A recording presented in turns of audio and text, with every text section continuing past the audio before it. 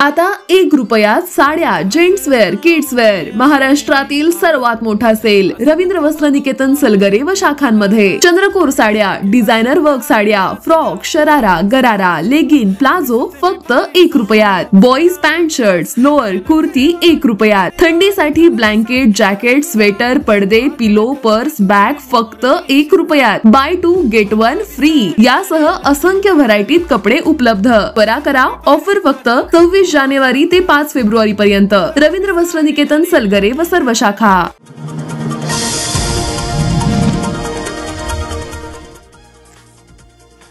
पूर नियंत्रण आणि पावसाच्या पाण्याच्या निचऱ्यासाठी जागतिक बँकेच्या पथकासमोर शनिवारी महानगरपालिका प्रशासनाने 500 कोटींच्या प्रकल्प उपाययोजनांचं सादरीकरण केलं.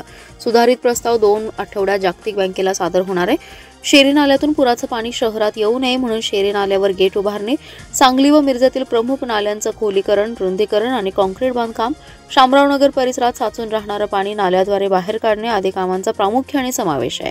महापालिकेत प्रकल्प आराखड्याचं सादरीकरण आयुक्त शुभम गुप्ता यांनी जागतिक बँकेच्या पथकासमोर केलंय. जागतिक बँकेच्या पथकात जोलंटा, तिजार्क, अनूप, कारंत, शिना यांचा समावेश होता. पूर्व पावसाचं पाणी साचून राहणाऱ्या पाण्याचा निचरा होण्यासाठी जागतिक बँकेच्या अर्थसहाय्यातून महापालिकेला निधी मिळणार आहे. त्या अनुषंगाने या तांत्रिक कन्सल्टंट कंपनीने महापालिका क्षेत्रात सर्वेक्षण करून 468 कोटी रुपयांचा प्रकल्प आराखडा तयार केला. यामध्ये आणखी 32 कोटींच्या कामांचा समावेश करून 500 कोटींच्या प्रकल्प आराखड्याचं सादरीकरण जागतिक बँकेच्या पथकासमोर करण्यात आलं.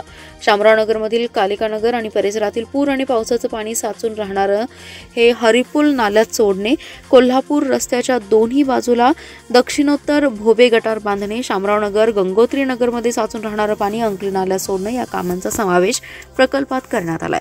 शामरावनगर आणि परिसरात पावसाचं पाणी साचून राहतं. अनेक वर्षांचा हा प्रश्न या प्रकल्पाने सुटणार आहे.